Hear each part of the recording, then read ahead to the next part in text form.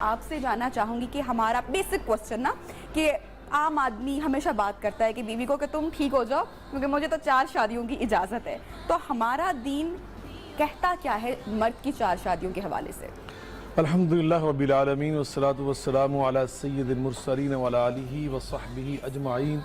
اما بعد فاعوذ باللہ من الشیطان الرجیم. بسم اللہ الرحمن الرحیم.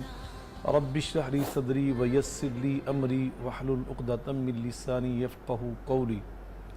ابھی یہ بیان یقیناً آج بڑا اہم آپ نے موضوع منتخب کیا ہے، جس طرح آپ نے اپنی ابتدائی گفتگو میں فرمایا کہ یقیناً یہ آج ہمارے معاشرے کا، ہماری سوسائٹی کا ایک بڑا میں سمجھتا ہوں اہم ایشو ہے، جس پر اسلام کے حوالے سے خاص طور پر بہت زیادہ باتیں کی جاتی ہیں.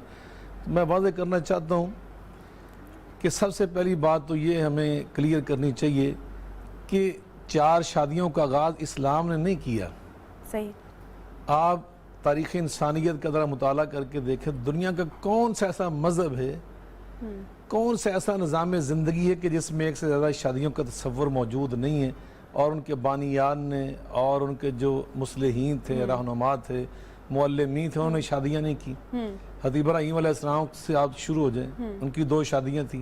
حضرت یعقوب علیہ السلام کی شادیاں تھیں. حضرت موسیٰ علیہ السلام کی 4 شادیاں تھیں.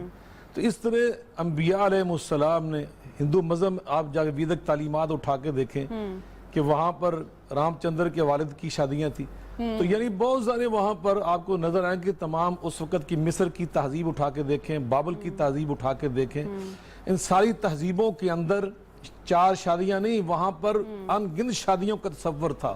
حضرت داؤد علیہ السلام کے بارے میں 100 شادیوں کی بات آتی ہے، حضرت سلیمان علیہ السلام کے بارے میں بھی اسی طرح بہت زیادہ شادیوں کی بات آتی ہے.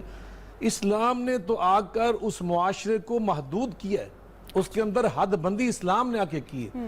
اسلام نے ان چیزوں کے اندر اصلاح کی ہے، اسلام نے ان کو اعلیٰ کیا ہے، ان کو عرفہ بنایا ہے، ان کو پاکیزہ اور زیادہ یعنی مضبوط کیا ہے انسانی اقدار کو سامنے رکھ کر.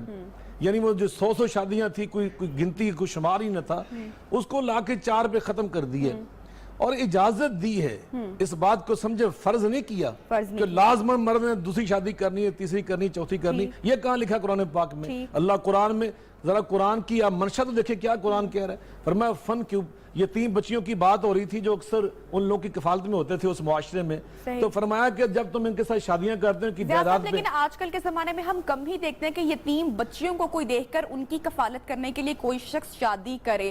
شرائط کوئی ہے اس حوالے سے؟ میں ادھر ہی آ رہا ہوں، آپ یہ بات پہلے سمجھ لیں. اللہ قرآن میں جو فرما رہا ہے، یہ نہیں فرما رہا کہ لازمی شادی دوسری کرو، تیسری کرو، چوتھی کرو. یہ کہاں اسلام؟ فن کیوں ما طاب لکم من النساء مثنی وثلاث ورباع. ساتھ اللہ فرما رہے فإن خفتم ان لا تعدلوا فواحدۃ. جائز ہے دوسری کرنا، تیسری چوتھی کرنا، لیکن اگر تمہیں یہ اس بات کا احساس ہو کہ میں ان کے درمیان عدل نہیں کر سکتا، اعتدال کی زندگی میں قائم نہیں رکھ سکتا اپنے گھر کی، اپنی فیملی اور خاندان کی، پھر تمہارے اوپر لازم ہے فواحدۃ. یہ عربی گرامر کے اعتبار سے اس کا معنی یہ ہوتا ہے کہ پھر تمہارے اوپر فرض ہے، یہ فرض ہے، یہ لازم ہے، ضروری ہے، پھر ایک شادی کرو. اور یہاں ایک اور بات کہہ دوں، قرآن پاک دوسری آیت میں اللہ تعالیٰ فرماتے ہیں وَلَن تَسْتَطِيعُوا أَن تَعْدِلُوا وَلَوْ حَرَصْتُمْ. اگر تم کوشش بھی کرو نا تو عدل نہیں تم کر سکو گے. لیکن پھر اللہ فرماتے ہیں، گنجائش پیدا کرتے ہیں فَلَا تَمِيلُوا كُلَّ الْمَيْلِ فَتَذَرُوهَا كَالْمُعَلَّقَةِ. چلیں انسان کا بعض کا دل کا میلان ہوتا ہے، تو فرمایا میلان سے میں تمہیں نہیں روکتا کہ ایک ادھر زیادہ ہو گیا، لیکن بظاہر جو عدل انصاف ہے اس کا تم نے ضرور اللہ کی ہاں جواب دے ہونا. تو یہ گنجائش پیدا کی ہے بوقت ضروریات میں بھی عرض کروں گا. لیکن یہاں ایک میں بات جو کہنا چاہ رہا تھا وہ یہ تھی کہ بعض اوقات مرد کو دوسری شادی چھوڑ کر ایک شادی کی بھی اجازت نہیں ہے. میں اس پر آؤں گی، میں اس پر بات. اچھا وہ کون سے حالات ہیں؟ کہ اگر تم کسی کی بیٹی کو اپنے گھر لا کر قرآن کے لیے رکھتے ہیں تاکہ تفصیلی طور پر